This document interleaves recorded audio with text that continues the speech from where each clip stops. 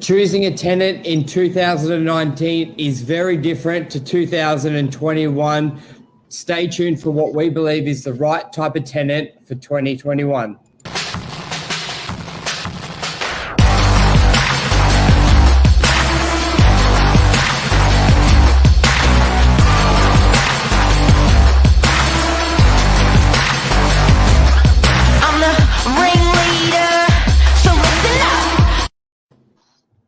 Good morning, everyone. Welcome to Morning Minutes, episode 350. Myself, Michael Bergio, Mark Novak. How are we, Mark? Morning.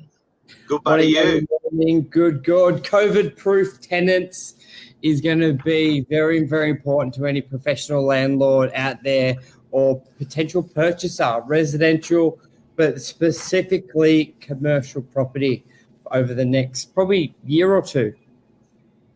It's changed, hey. If you had an airline pilot, airline hostie, hospitality, you were not worried. And you, as a tenant in 2019, you wouldn't have thought twice about it. Now, 2021, you think, is that in my best interest as a landlord? Do I take out landlord insurance, stuff like that? It's changed, hey.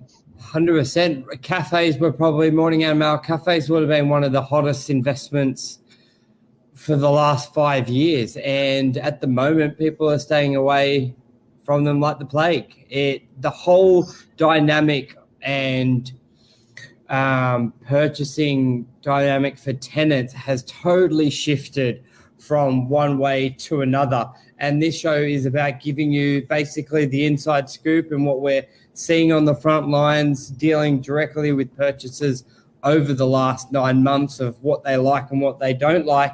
So if you're looking to buy, we can steer you in the right direction. And if you're looking at picking a tenant, you may actually choose a lower rent for a type of tenant compared to another tenant.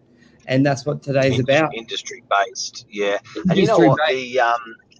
The commercial tenants, I like, it's very sore and very hard to admit, but landlords have been given a really, really hard time in the commercial sector, particularly the retail sector. Even companies like Westfields, big shopping centres and places like that, CBD shopping precincts with tenants, it's really just completely changed the whole tenant selection process with the way you're dealing with it these days. So I think, and I think a lot of landlords are thinking, is it going to come back? Like in your section, Michael, with commercial, a lot of landlords are thinking now, far out, am I, do I sell this property? Is it doomed? Or is it just, are we going to sort of come out of COVID and it's all going to go back to normal with my investment property? So it's very, very interesting, huh? It is. And just to give people an example of the value of a tenant for commercial property, because if you haven't bought commercial before and maybe you've got a lot of experience in residential, you really don't think of a tenant there adds much value. You're looking at an apartment, you go, is it vacant or tenant? And you're like, I don't really care. Like, it doesn't really go into the thought pattern or the buying process. But to give you an example for commercial property, we've got one in Howard Avenue. The owners were about to sell it for $730,000 vacant. At the 18th hour, I've come in with a great tenant. We're now going to be selling that property for $900,000 to $1 million. The property hasn't changed. The market hasn't changed. But that's the difference between a vacant property and a tenanted property, nearly a 30% upshot regardless of anything else. So it's huge, the tenant. But there can be a big difference between, is it $1 million depending on the industry of the tenant, or is it no extra or only a little bit extra? And a lot of those factors coming into 2021 is that tenant lockdown proof? If we do have a lockdown, can they still that operate? One was a medical.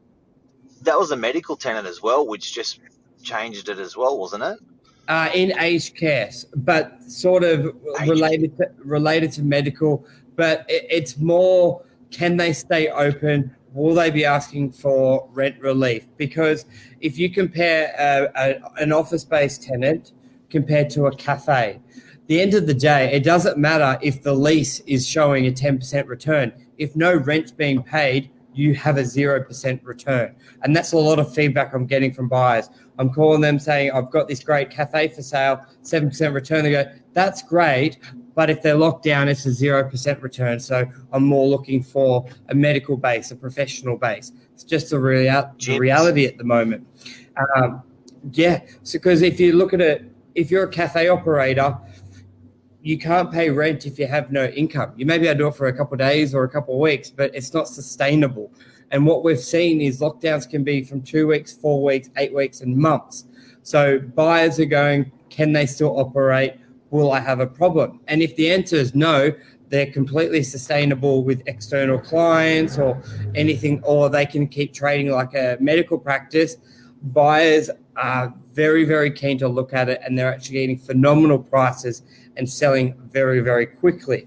So the whole point of today is knowing what those industries are and how to look for it and be aware. You can be a landlord and have a wonderful business, and you can have an investment property, or two or three. But what's changed these days is you used to be relatively bulletproof, because you may have a tenant go bad, but you haven't had an industry go bad. So over the last 20, 34 years, landlords have had tenants go bad. Boo-hoo, they get over it, they replace the tenant, and off they go again. But this is really serious, because as a landlord, you've got this you've got a cracker of a business that you work in that has not been affected by COVID, but then you're vulnerable just because a tenant you selected 5 or 10 years ago in a particular industry, or you could imagine if you had a precinct like full of stuff that's been, like, you may have 2 or 3 rentals that's full of stuff that's an industry that's been affected. You're stuffed just because of that tenant selection process. So very, very different to anything before. We're now seeing this more so in commercial. How are we seeing it in residential? A lot of residential is when they've relied on tourism, students, or immigration pockets, like around universities. They're struggling. Big point. Because that's really interesting, because that student accommodation started eroding those areas, hollowing those areas out for landlords. They used to be quite bit of a cash cow for landlords.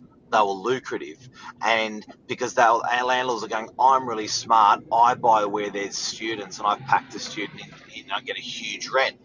That started getting hollowed out when these massive operators doing student accommodation came in. That was like blow number one. And then blow number two is some of these universities, particularly the UTS, Sydney Uni, and places like that, New South Wales, that they've had that sort of Asian market, they've had that Indian market, that overseas market of students coming to study. They need to rent somewhere. Guess what? They've all gone home. So that's a big, big point, mate. That's a big, and it's not an industry. It's like a sector, isn't it?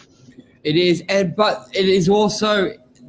This also brings a lot of opportunity as well.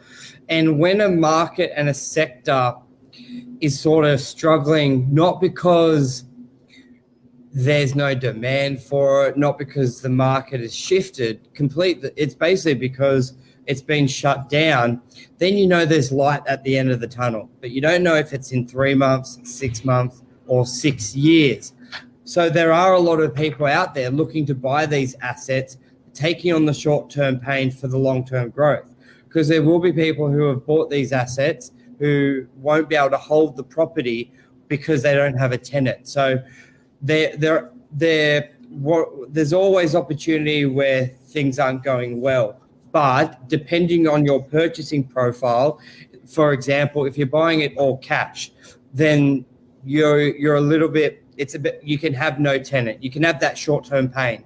But if you're leveraging something with a high mortgage and you're very reliant on the expected cash return, the rental income, then you may be looking for a different area that may not be that may not be punished by what's happening at the moment. So there's always wins and losses, and when there's a bit of a downward turn in a market, there's always people looking to capitalize on that. But you just got to be honest with yourself on your own situation. And you know what? It may be, and this is counterintuitive. We are talking about tenants, we are talking about investors, but you may, as an owner occupier, decide to go into that market because there's now less competition. I'll say it again. As an owner occupier, you may decide to move closer to a university now because people are dumping university as investments. So you're actually potentially buying better than you've ever bought before while the market's low. 100%. Or is there anything else you want to add on to that? I think it's a wrap. That sort of covers that. Mate, that's it. I just think like what a cool opportunity at the moment for people to get into. You know, as an owner occupier, in that sort of cafe business, or look, if rents have been eroded, if rents have been depleted in an area, whether it's commercial due to COVID, whether it's commercial or whether it's residential, it may be a good time as an owner operator to go in there. It may be as an owner occupier to go in there, because everyone's thinking I've got to rent it. You're going in there saying, nah, that's cool. I'm gonna occupy it, live in it, have my business in it anyway. Doesn't matter. Have a think about that. Yeah. Thanks, everyone. We'll be back to Monday morning. Cheers. Thanks, guys. Cheers. Bye.